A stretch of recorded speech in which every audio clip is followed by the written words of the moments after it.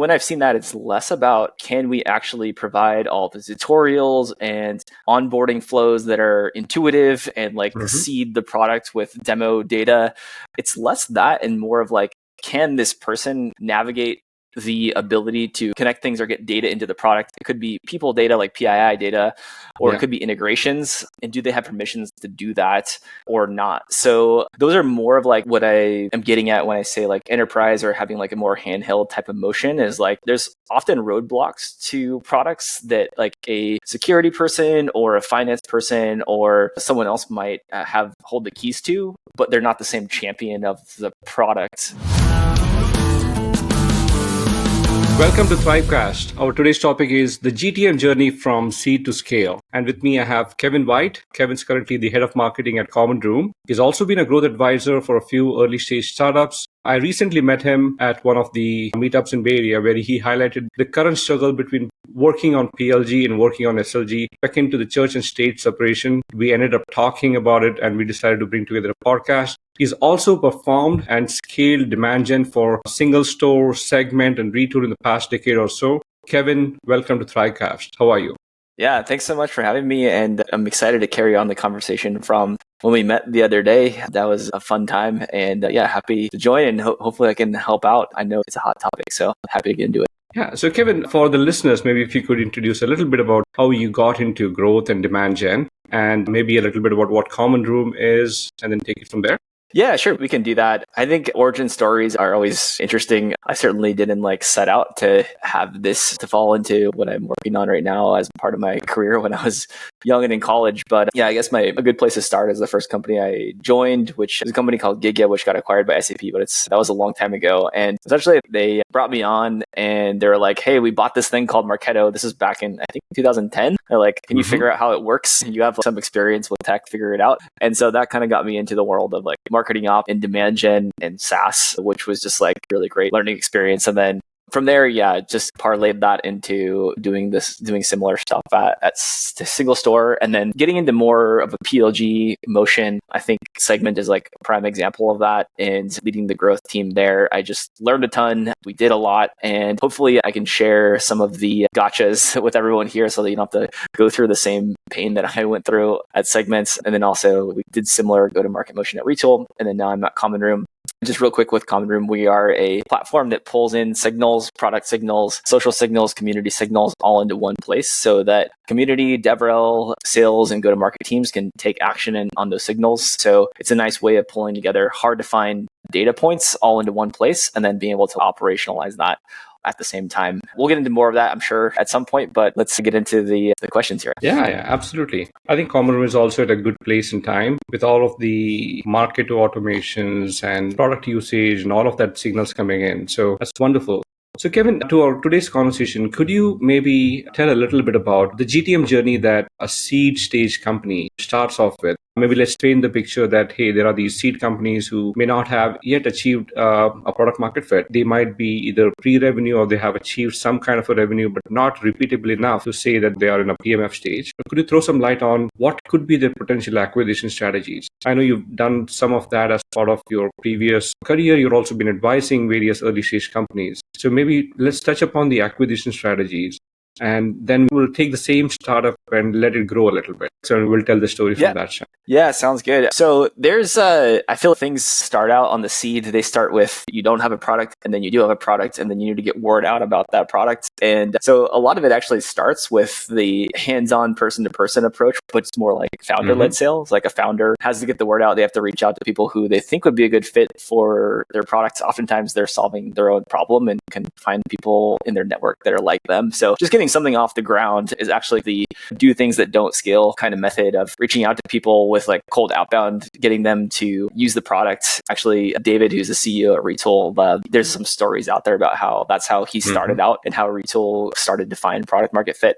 But once you get past that stage, or maybe if you have a big splash on Hacker News or Product Hunt or something like that, and you get enough traction and people using the product, then there's different acquisition strategies, especially with a small team. And those typically fall into the buckets of, especially for dev tool, something like open source. Open source is a great way to get distribution and get people using products. And then for the non-open source, we see a lot of people going the product-led side of product-led route. That can be broken up into like freemium, like free trial to paid, or I don't know if there's too many other varieties, but so there's different approaches there, and that all just depends on your product. I would first start with what does your product do? Who's the right audience for that? And like where can you distribute your product to the right audience? And that kind of will dictate your go-to-market motion and maybe even how you set up the model for how you're going to acquire new users. I guess I'll pause there, and then we can, if there's more detail, we can address that too that you need.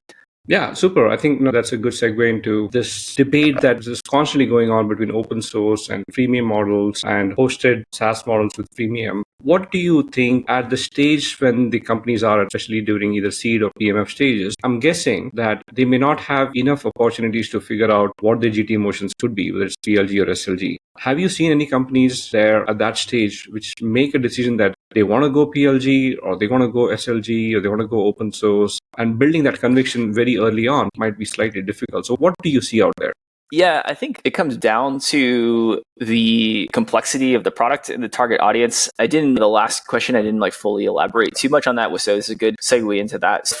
Depending on the complexity of the product would dictate to me, should this be a full-on hands-on free trial and need to get a CSM involved and do some sort of concierge program versus something that's more, I'm a core user, I've used products like this in the past, I can grok this without too much hand-holding, and that maybe lends itself to more of a PLG transactional kind of motion. And then on the dev side, if you give someone an open source version of the product, do you have the right kind of support structure for developers to get a hold of your product and figure it out, and then also ask questions? A lot of times the founders and early team will help with the community building side of things and supporting that motion. I think for more concrete examples in maybe companies to look at as examples, if I was starting out with something like a Calendly or a Figma, I feel like those are products that are, once you get into the product, you can really understand how it works without a lot of handholding. And those kinds of products lend themselves more to this PLG. I'm going to sign up for the product. I'm going to do a POC, see that it works, get value out of it, and then maybe pay with a credit card. And that's my only interaction with sales, which is no sales at all, just purely working with software or using it, go through a user experience. And then maybe on the more hand-holding side of things, if you're competing with a CRM or a type of product that has lots of integrations or something that's when you need to say, okay, use PLG or use Freemium as a way to get people to sign up. There's no barriers to entry, but that's when you're going to have some sort of actual people looking at who's signing up, seeing if they are a fit for the ideal customer profile, and then trying to offer some guidance to them so that they can be successful with the product. Because if you just drop them in, they're not going to be successful unless you have some sort of more of a human touch. Some products you can get around that, or some people are more savvy than others, but that's just a good rule of thumb for complexity of your product dictates how you get people to sign up and how you acquire people for the product, if that makes sense.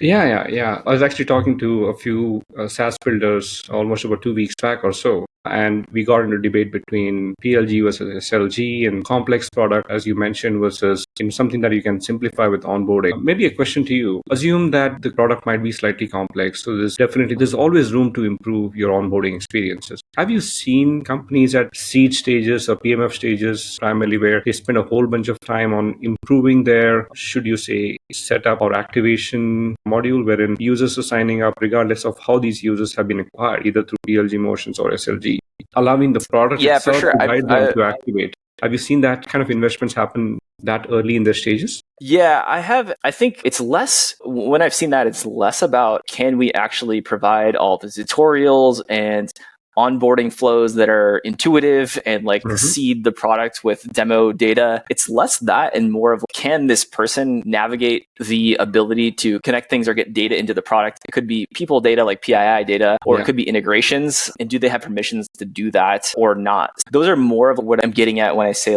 enterprise or having a more handheld type of motion. Is there's often roadblocks to products that a security person or a finance person or someone else might hold the keys to, but they're not the same champion of the product. So they're not the end user. So that's oftentimes when it makes sense to go more of the PLS, like freemium sign up to sales motion versus just getting immediate value out of the product as an end user, and then even having a credit card to pay for a more robust version of that product. So I look at it a little bit more from that lens versus can we really optimize the heck out of our onboarding flow to make things better? There's certainly arguments and experiments to be had on both sides, but I think a very clear line in the sand is what access can people on the user end have to get data into the product to make it usable? And if that is a blocker, then I would certainly go like the route of PLS. Got it. So it's not so much as whether the product is complex or not, whether I think what you're saying is if the access or permission required to adopt that product is going to be beyond the influence of that particular user who's signing up. In that case, you might definitely need a human touch. It looks like that's what you're saying, right? So if there's a permission issue, then in that case, that product cannot be adopted directly by the end user. You might need a manager or somebody else, could be an IT operations or DevOps, or maybe, let's say in case of a cloud security products, could be access control to their AWS account or Azure account or something of that sort.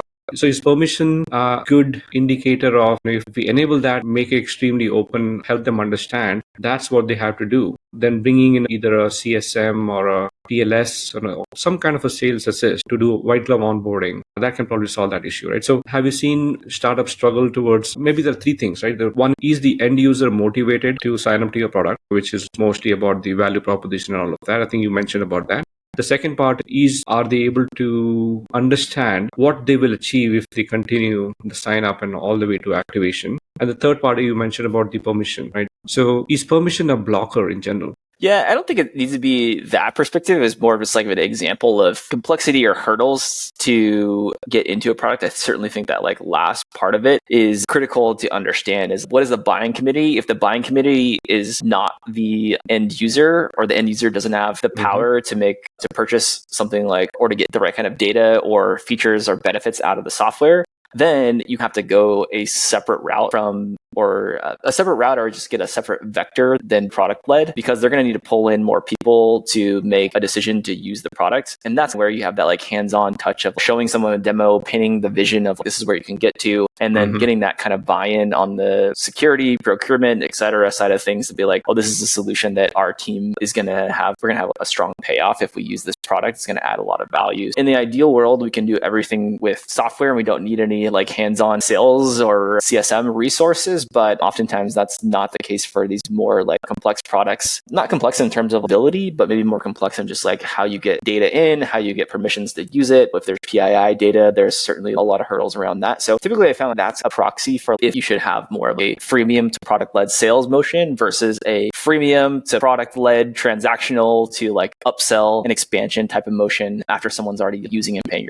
for your product. Got it.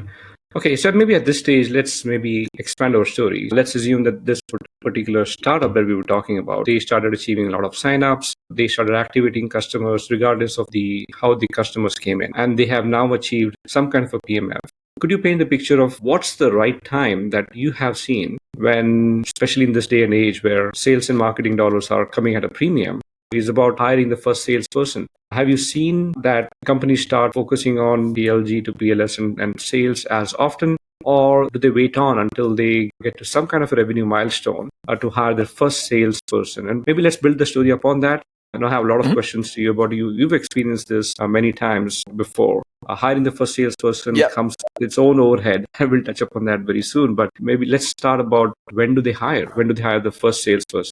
Yeah, a lot to unpack there. And as a proxy, I feel around anywhere between like even 500,000 to 5 billion in revenue, call it, like it's typically when you start to see at least one sales hire or two sales hire come on. But I feel like the revenue number is a bit misleading as like a benchmark for when to hire someone on the go-to-market sales side of things. Instead, there's some things when you have a really good problem where it's, okay, you have people who are using the self-serve version of your product and they're like, okay, we need to expand, we need to have compliance, we need to pull in procurement and all this kind of stuff. And that's a really good problem where if you don't have any salespeople, then it's the founder doing that and they're essentially being pulled in. And that's a really good sign that, okay, we're getting demand from the self-service users that we've signed up and who are using the product. And we need to bake in some sales assisted motions so that we could accommodate the needs of these earlier stage like PLG customers. folks. So that's one sign. I feel if you're fortunate to have enough to have that, then that's a clear signal that you need to hire some go-to-market people. The other side of things would be more like we're not hitting our revenue targets. Maybe our product is more complex than we actually realize. And maybe it makes sense to hire a sales headcount or to see if that more hands-on motion will yield better results. But I would say to get back to who to hire, how to make the right kind of hires kind of thing, what I've seen work really well, especially at the early stage, is to hire either out of your users, like hire someone who's a power user who's maybe looking for a job, or there's probably some graceful ways to poach your actual users. Sure. I wouldn't do that at the risk of upsetting the people or the founders that the people work for. But that's often a good pool of people who would make for good early first hires. The other would just be more of like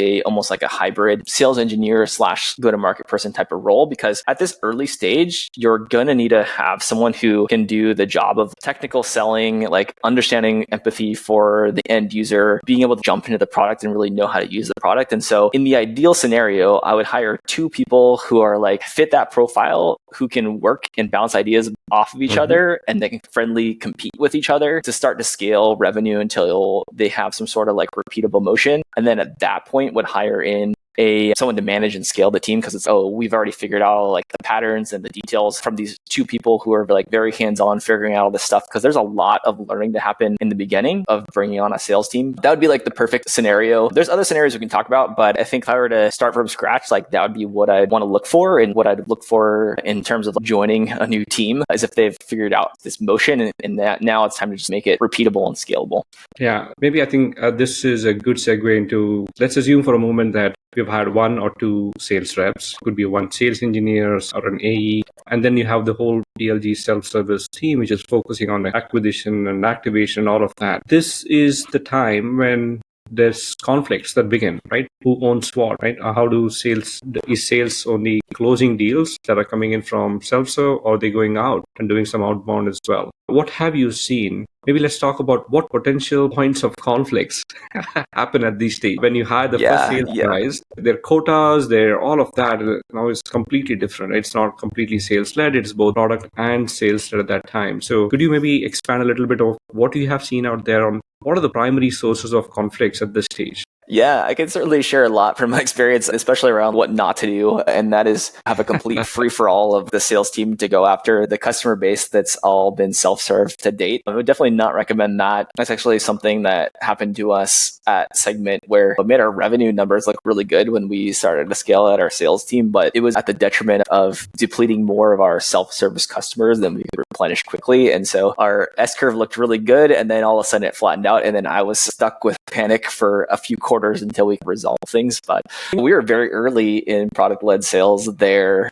And we learned the hard way, and hopefully what we can share here and going forward, there's better ways. So we did, when I moved to Retool, I had this in mind and worked with our head of revenue there to resolve and draw lines in the sand and have this kind of church and state separation. I think for like some heuristics for what lines in the sand to draw, actually come back to the somewhat of the procurement security side of things, or the usage side of things, where you set some sort of like rules of engagement with the sales team, which is if someone's coming up towards like usage ceilings, you can only engage with them after they're at beyond 90% of like where their capacity is going to take them. And then that's the point when you want to like start the sales conversation, or you can initiate a conversation when they request for some sort of like privacy requirements or connect some sort of integration. So I think it's like figuring out like where your product adds that enterprise value or that like sales value for an annual contract, and then like setting like either a bar that's slightly below that and someone's coming up upon that ceiling or threshold, or they're doing activities that are like hand raising that are hitting limitations where they need to raise their hand and say, I need something more. And that's when the sales team can come in and engage. I think that's a good starting point. Over time, you typically see certain profiles and personas come in where it's, okay, this person signed up, like they really fit our enterprise account criteria. They're probably going to run a POC, and let's just start early on with the sales conversation. But like when you're first making that transition, I think it's really critical to set those lines in the sand, and they typically come with some sort of like security, usage, seat consumption, that kind of thing, to where you can have this agreement of the handoff between like where the self-serve team is in agreement that, okay, now it's time to bring in a salesperson. Yeah, there's a lot of nuance to that, but generally I think that's a good heuristic. Yeah, so I've just noted down security, privacy, compliance could be one bucket. Essentially, anything that is going to procurement. Maybe at that time, how big the customer is or the firmography of the customer might be also important. Usage ceiling, you mentioned about it. You talked about hand raising of I need some help here and so on and so forth. All this is good. I think maybe there's a criteria for that. And that's the playbook that needs to be written. What have you seen that can go into an organizational conflict of who owns this customer, who owns the compensation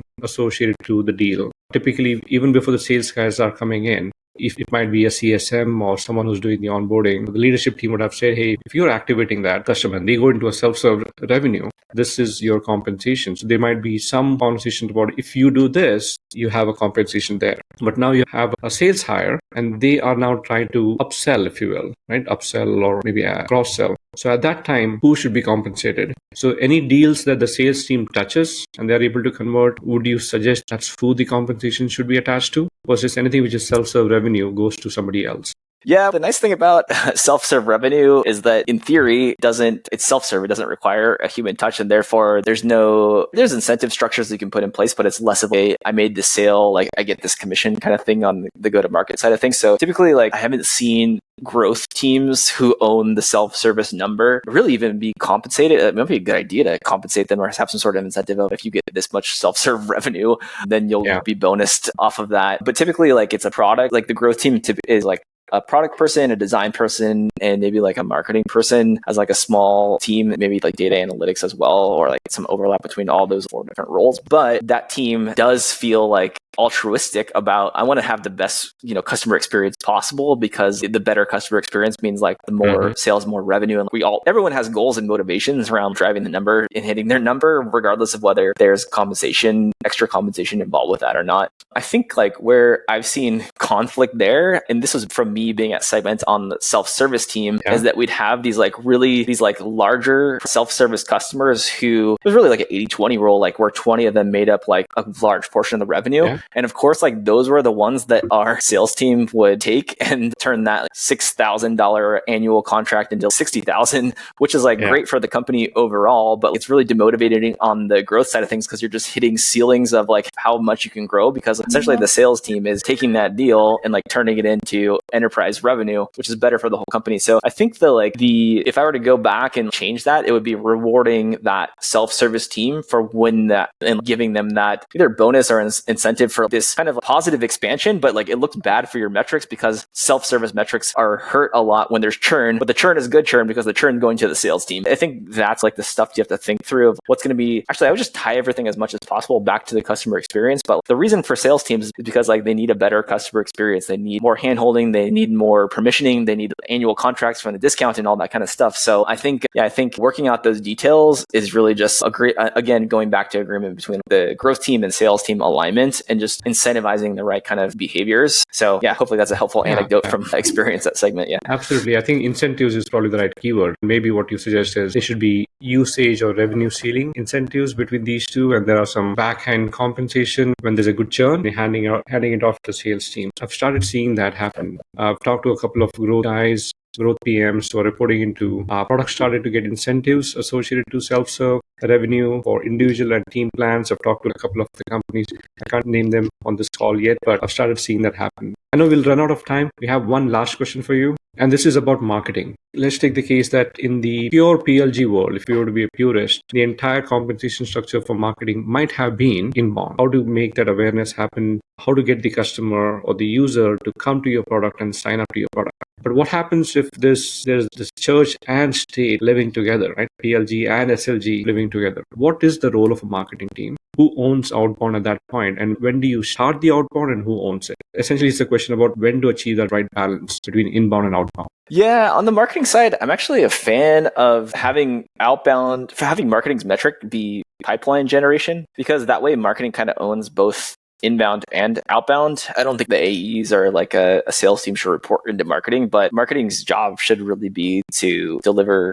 value, or like the marketing team's customers sometimes it could be considered the sales team. The way to make that incentive, going back to incentives, causing a lot of behavioral things to happen, having the right incentives and having that incentive be around pipeline certainly helps with MQLs being a vanity metric. Also, I think like having like even the SDR team or the outbound team, if you're doing outbound at scale, reporting into marketing, just ties together that like marketing's here to generate pipeline, and that pipeline is feeding the sales team, and then it's going to predictably close at a relatively predictable rate. That's the way I've seen marketing teams' incentives work bridge across like all the different PLG, SDR team, sales reps team. Is just like how can marketing align around pipeline and making that a shared metric so that all the incentives are in the right place. Happy to expand on that, but I would recommend making that a North Star metric for the marketing team. That makes sense. Incentivizing marketing for the entire pipeline might be a generally good idea, not separate the church and state at the marketing level. Maybe we'll end it at this one. So thank you so much, Kevin. It was a pleasure to host you, and we'll have the podcast wrapped up very soon in small packages and snippets. We'll get back to you on that. And thank you. Thanks for having me. To all the Thrivecast listeners, if you have any suggestions on topic or any guests that you would like to recommend, please reach out to us. And thank you again for listening. Take care.